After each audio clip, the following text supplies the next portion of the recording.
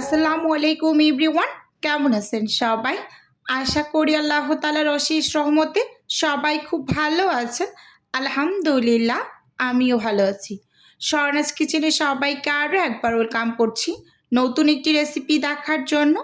আজকে আপনাদের সাথে শেয়ার করব ভেজিটেবল সমোচার রেসিপি, মানে চিকেন ভেজিটেবল সমোচা, যেটাকে আমরা বলি অল্প করে চিকেন অ্যাড করে ভেজিটেবল দিয়ে যে সমোচাটা তৈরি করা হয়।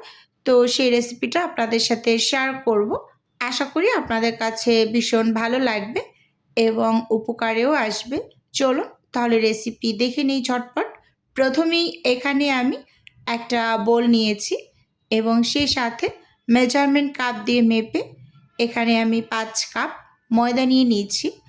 আমি সমোচার শিট রেডি করার জন্য ডো রেডি করব। তো কিছু শিট আমার ফ্রোজেন করা আছে এবং কিছু আমার লাগবে, মানে অল্প করে কিছু ফ্রোজেন করা আছে আর বেশিরভাগই লাগবে। আমি 50 পিস সমোচা রেডি করব। যাই হোক, এখানে আমি স্বাদ মতো লবণ এবং পরিমাণ মতো তেল দিয়েছি, মানে 1/3 কাপ তেল দিয়েছি। 5 কাপ যেহেতু ময়দা নিয়েছি, সেই আন্দাজেই আমি 1/3 কাপ তেল দিয়ে হাত দিয়ে খুব ভালোভাবে তেলটাকে ঘষে ঘষে ময়দার সাথে একটু লাগিয়ে নিচ্ছি। আর এই ময়ামটা একটু সময় নিয়ে করে নিতে হবে, যাতে করে ময়দার সাথে তেলটা খুব ভালোভাবে মিশে যায়। স্কিনে ভালোভাবে লক্ষ্য করলেই বুঝতে পারবেন যে আমি কিভাবে কাজটা করে নিয়েছি।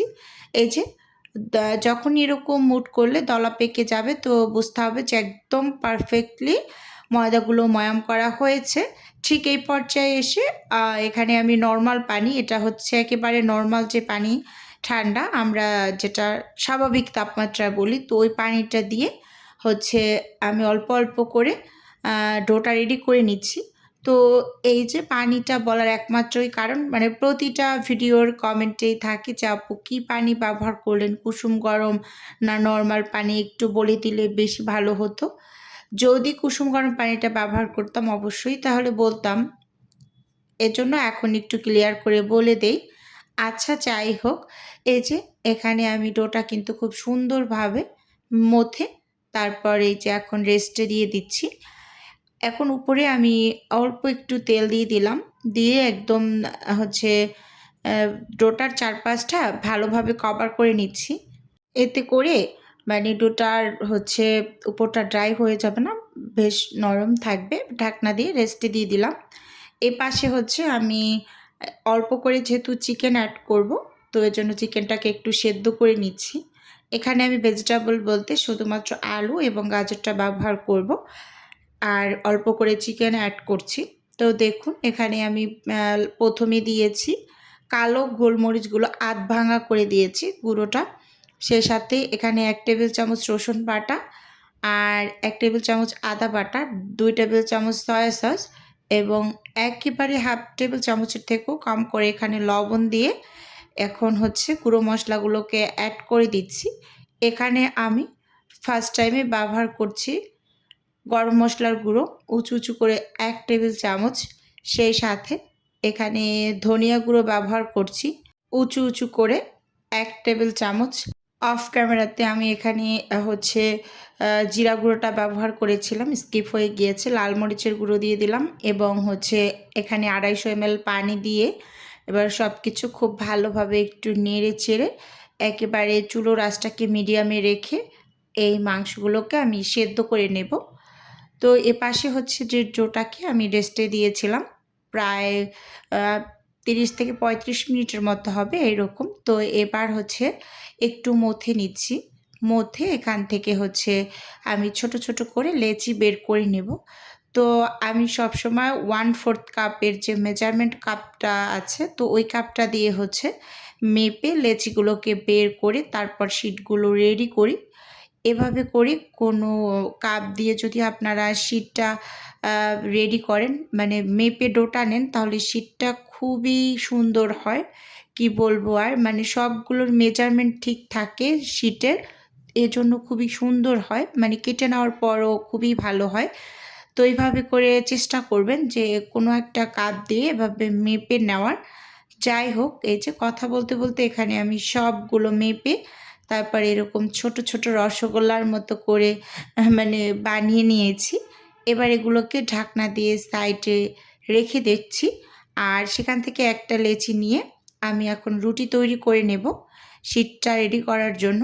উপরে আমি কিছু শুকনো ময়দা ছিটিয়ে দিলাম। এবার রুটি বানিয়ে নিচ্ছি। এবার এখানে প্রথমে আমি 4টা রুটি বেলে নেব। তো আমি সবসময় 4টা করে শীট মানে বেলে নেই একসাথে। এর বেশি বেলে নিতে গেলে খুব বেশি একটা সুন্দর হয় না।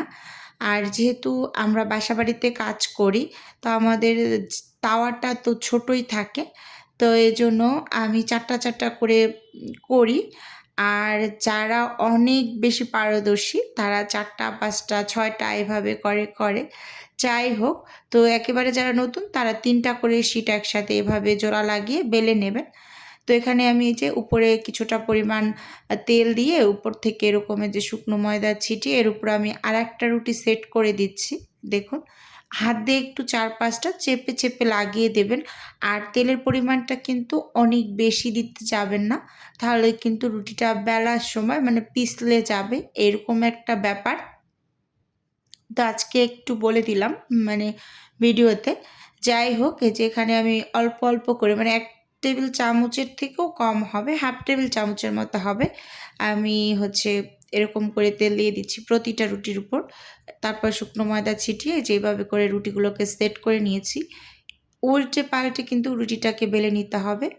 এপাশ ওপাশ করে এক সাইড বেলে নেওয়ার পর মানে 5 থেকে 7 সেকেন্ডের মাঝেই আবার উল্টে আরেক সাইডও বেলে নিতে হবে। না হয় এই যে দেখুন পিছন সাইডটা কিন্তু ছোট হয়ে আসছে। এটাই হয়। তো আপনারা এদিকটা ভালোভাবে লক্ষ্য করবেন। এক সাইড যদি মানে বেলে নিতে চান, এক সাইড বেলে নিয়ে যদি একেবারে রুটিটাকে বড় করে ফেলেন, তাহলে কিন্তু পিছনের রুটিটা একেবারে ছোট হয়। তো সেজন্য এরকম উল্টে পাল্টে 2 পাশেই খুব সুন্দরভাবে বেলে তারপর কিন্তু ছেঁকে নেবেন। তো আমি ছেঁকে নেওয়াটা আজকে আর হচ্ছে দেখালাম না। তো আমার অনেক ভিডিও দেওয়া আছে, চাইলে কেউ চেক আউট করে নিতে পারেন কারো লাগলে। তো এখানে এই যে সব শিটগুলোকে আমি রেডি করে নিয়েছি। এবার হচ্ছে স্কেল মেপে আমি সমোচা শিটগুলোকে কেটে নিচ্ছি। দেখতেই পাচ্ছেন খুব সুন্দরভাবে এখানে কেটে নিয়েছি। আর এই শিটটা কতটা সুন্দর হয়েছে আর কতটা পারফেক্ট হয়েছে ভালোভাবে লক্ষ্য করলেই বুঝতে পারবেন। অনেক বেশি মোটাও না, আবার অনেক বেশি পাতলাও না, এইরকম আর কি। যাই হোক, এই শীটটা দিয়ে আমি একটু ট্রায়াল দিয়ে দেখলাম যে সব ঠিক আছে কি না। এবার এগুলোকে আমি সাইডে ঢাকা দিয়ে রাখবো, না হয় কিন্তু উপরটা ড্রাই হয়ে যাবে। এবার হচ্ছে চুলোতে একটা প্যান বসিয়ে দিয়েছি। প্যানটা ভালোভাবে গরম হয়ে আসার পর এর মাঝে হচ্ছে পরিমাণ মতো তেল দিয়ে দিলাম। তেলটা মানে প্যানের চারপাশে একটু নেড়েচেড়ে লাগিয়ে নিয়েছি। ঠিক এই পর্যায়ে তেলটা বেশ ভালোই গরম হয়েছে। এখন এর মাঝে হচ্ছে আমি পেঁয়াজ কুচি দিয়ে দিচ্ছি একটু বেশি করেই, যেহেতু সমোচায় পেঁয়াজের পরিমাণটা একটু বেশি দিলে সেটা খেতে কিন্তু ভীষণ মজার হয়। আর যাই হোক, আমার কাছে তো বেশ ভালো লাগে খেতে। আর আমার চিকেন সমোচার থেকে সবজি আর চিকেন দিয়ে অল্প করে মানে যে সমোচাটা রেডি করে যে অল্প চিকেন থাকে, তো ওটা খেতে বেশি ভালো লাগে। যাই হোক, কিছু কাঁচামরিচ কুচি দিয়ে একটু নেড়ে চেড়ে পেঁয়াজটাকে নরম করে ভেজে নিয়েছি। ঠিক এই পর্যায়ে এসে এখানে আমি কুচি করা একটা আলু দিয়ে দিলাম। দিয়ে খুব ভালোভাবে কিন্তু একটু নেড়ে চেড়ে মিশিয়ে তারপর ঢাকনা দিয়ে লো আঁচে একটু সেদ্ধ করে নেব। মানে একেবারে যে সেদ্ধ করে নেব ওরকম না, মানে 50%-এর মতো একটু নরম করে নিয়েছি। এই যে দেখুন, ঠিক এই পর্যায়ে এসে এখানে আমি গ্রেট করা গাজর, এখানে 3টা গ্রেট করা গাজর নিয়েছি, তো গাজরটা দিয়ে দিলাম। তো সবজি মানে সমোচায় গাজর আর আলুটাই ব্যবহার করি আমি সব সময়। তো এটার সাথে যেহেতু আমি অল্প করে একটু চিকেন ব্যবহার করব, তো সেটা দেখতেই পাচ্ছেন যে আমি স্কিনে দেখিয়েছি, মানে সব কিছু খুব সুন্দরভাবে সেদ্ধ করে কাঁটা চামচ দিয়ে ছাড়িয়ে নিয়েছি। এই যে দেখুন, এবার হচ্ছে চিকেনটাকে আমি ভালোভাবে এই যে সবজির সাথে মিশিয়ে নিচ্ছি। এভাবে করে যদি সবজি সমোচাটা রেডি করা হয়, এটার খেতে ভীষণ মজার হয়। আপনারা একবার হলেও এভাবে ট্রাই করে দেখতে পারেন। আর চিকেন সমোসাটা তো শুধুমাত্র চিকেন পেঁয়াজ দিয়ে আমরা রেডি করি। যাই হোক, তো এবার এখানে হচ্ছে আমি কিছুটা পরিমাণ হচ্ছে ম্যাগি মশলা অ্যাড করে দিয়েছি, মানে 2টা ম্যাগি মশলার প্যাকেট দিয়ে দিয়েছি ছিঁড়ে। আমি প্রাণেরটা ব্যবহার করেছি।